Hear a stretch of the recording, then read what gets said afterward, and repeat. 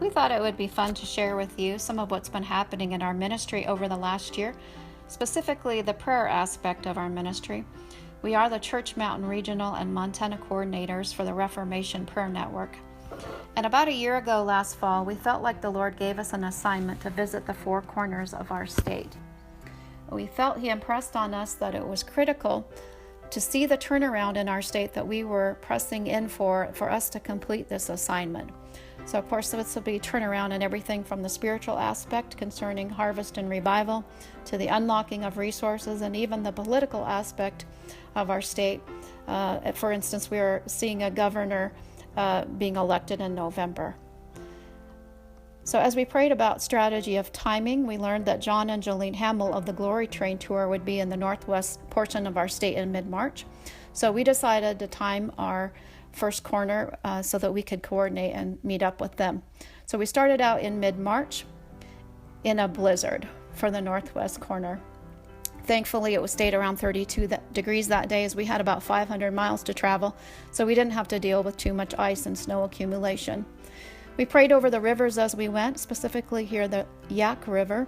We feel like the rivers are important in our state. We do have a continental divide running down our state, with the waters going both to the east and to the west and to different oceans, and feel like there's a significance even from Ezekiel 47 to the rivers being full of life, and fish, of course, is a sign of harvest. And speaking of harvest, we are driving a 2014 Chevy Reaper. This is a very special, we feel, sign of prophetic harvest from the Lord. You've got the sign of the sickle in the emblem. We have a sickle on the back. We have wheat on the side. This is a pickup that we would never have had if my husband's pickup had not been totaled in an accident. As we went to replace it, the Lord showed us this vehicle. It was on clearance. They were wanting to get rid of it. So we got a great deal. And also in the category that you can't make up, in 2014, the Lord gave me Revelation 14:14 as a sign of harvest. So we get to drive a prophetic sign of harvest. We're very blessed. In this corner, as in all corners, we planted the Appeal to Heaven flag, the U.S. flag, and drove a stake. At that time, we did not really understand so much the significance of the Vav. Later, we understood that it was a sign of the year, and even as prophetically staking your claim. But at that time, we were just being obedient, and I think the Lord just honored that even though we did not always know what we were doing, He was directing us and we were obeying, so He was blessing what we were doing. Really, in this corner, also my framework for what the Lord was doing just began to enlarge. I don't think I really understood the significance of some. And one of the things that showed me this was that we also had an assignment, we felt, to read and prophesy from Ezekiel 37 for dry bones to live. And when I read verse 9 in that corner, come from the four winds, O breath, and breathe on these slain that they may live, I literally in my spirit saw a gigantic whirlwind arise. It might have been 20 or 30 feet tall.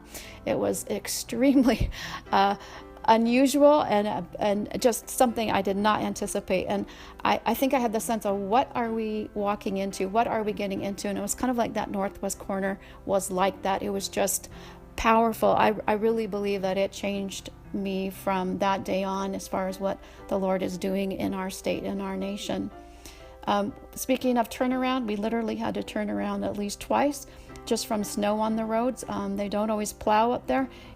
They just wait for it to melt, which in this case probably be about mid-May. So we went as far north and west as we could. The next day we linked up with John and Jolene Hamill.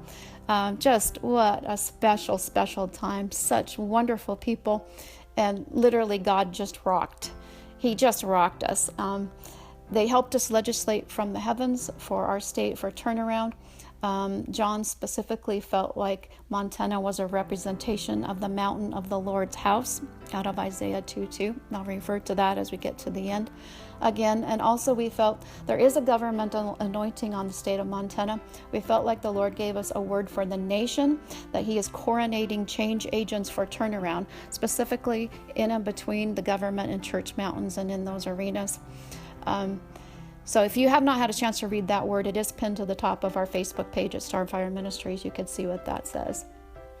When we got back, we were part of a four-corner city prayer event. This is the western corner which we led a team on. Again, doing some of the same things, but over our city, which is completely surrounded by mountains. So we went to the high places. We felt like it had a significance for the region as well. We took off later, I believe a week or two later, for Helena, our capital.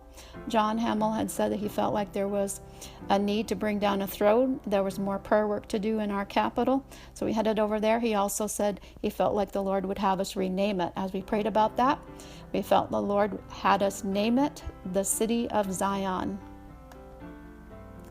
In April, about a month after this, we headed for the southwest corner. We felt the theme that the Lord showed us in this corner had to do with birth. He was birthing something. It was new life. It was recreating. It was rebirth. We literally drove through this one rancher's field and saw no less than a dozen live births happening, calves being born before our eyes. So we tried not to disturb the mamas too much taking photos, but there's a close and personal pic there for you. We ran into more snow, of course, had to walk the last part so we could plant our flags and do our stake and communion, read Ezekiel 37.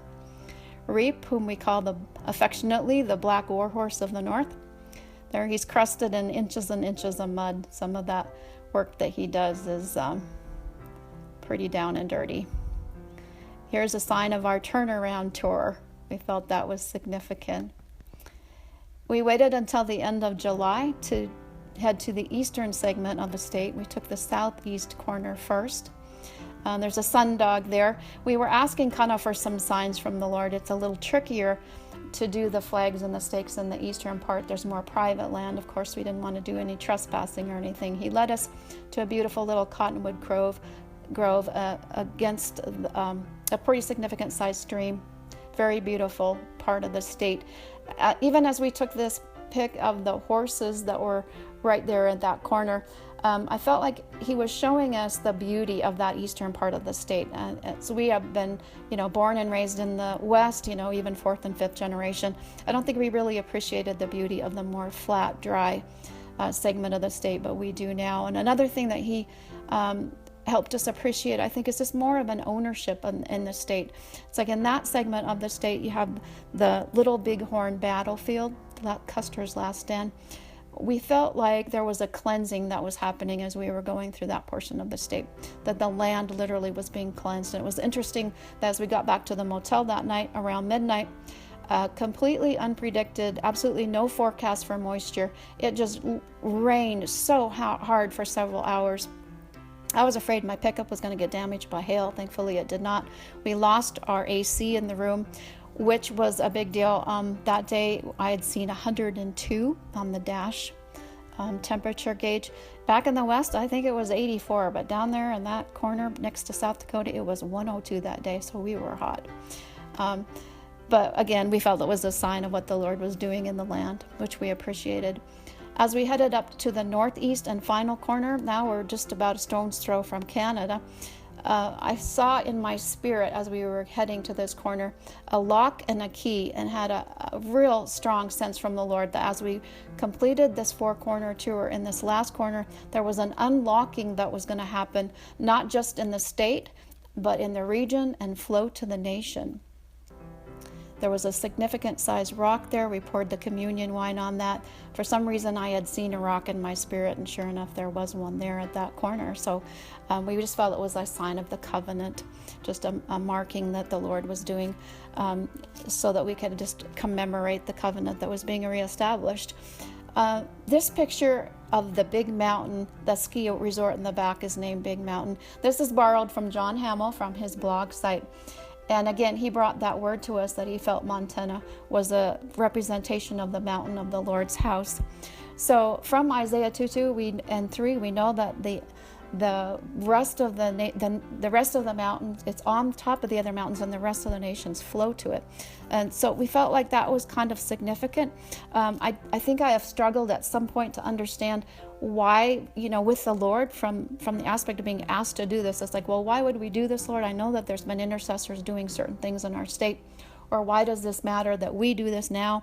And I felt what the Lord showed me was that it's like the great cloud of witnesses. If you go to Hebrews 11 and 12, it's like they were faithful to do their part. It wasn't that they receive their prize necessarily. It's just that everybody has a piece and a part, and you just need to be faithful to do yours. And as a triathlete athlete long ago who was in relay races, I had a sense in my spirit as we drove around the state that we were doing our leg of the race, because of course every runner in each leg has to carry the baton successfully and follow the rules, or no one gets the prize. So I really felt like he showed me that turnaround in our states and in our nations. And as far as it goes, the ultimate prize, I believe, is reforming nations. It is possessing nations for Christ, that he may be presented his inheritance. Out of Psalm 2:8. That is our prize. That is our prize to deliver to him. So thank you for joining us on this journey and allowing us to share with you. And I just pray over you right now, his blessing, his favor, his direction for strategy for you, so that you know how to complete and successfully run your leg of the race. And thank you for joining us again, and bless you.